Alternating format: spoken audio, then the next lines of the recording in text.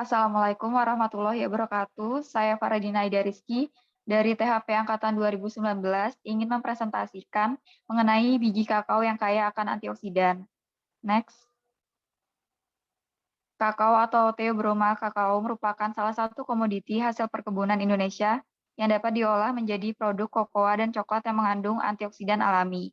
Biji kakao mengandung senyawa polifenol yang berperan sebagai antioksidan. Next. Adapun kandungan antioksidan pada biji kakao adalah biji kakao mengandung senyawa flavonoid seperti katekin, prosianidin, dan antosianidin yang dapat berfungsi sebagai antioksidan. Flavonoid merupakan senyawa polifenolik yang dibagi menjadi antosianin, flavanol, flavanon, flavonol, flavon, dan isoflavon, sedangkan polifenol dibagi menjadi subkelas asam fenolat, stilbena, tanin, diveruloilmetan, dan flavonoid. Senyawa polifenol pada biji kakao terdiri atas katekin atau flavan 3-ols kurang lebih 37%, antosianin kurang lebih 4%, dan proantosianidin kurang lebih 58%. Senyawa polifenol yang terkandung pada biji kakao kering sebanyak 5-18% atau 0,5-1,8 mg per gram. Next. Adapun kegunaan antioksidan pada biji kakao untuk tubuh adalah yang pertama, berfungsi sebagai antioksidan dalam menangkal radikal bebas.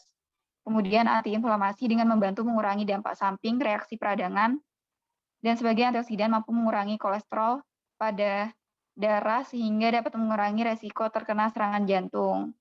Yang terakhir, mencegah terjadinya stroke dan darah tinggi. Next. Adapun produk dari biji kakao ini adalah bubuk kakao.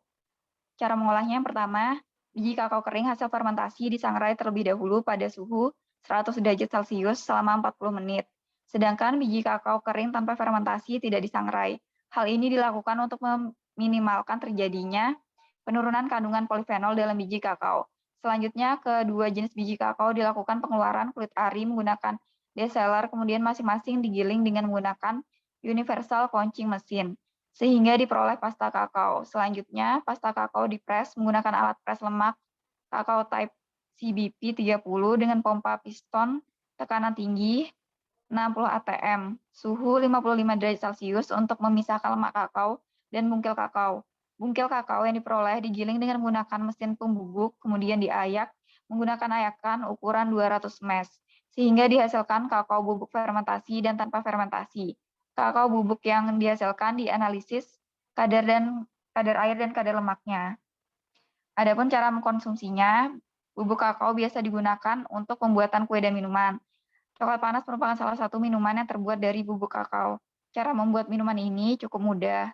Caranya dengan menyeduh bubuk kakao dan gula di dalam susu cair panas, kemudian diaduk hingga merata. Next. Adapun ini adalah referensi dari presentasi saya.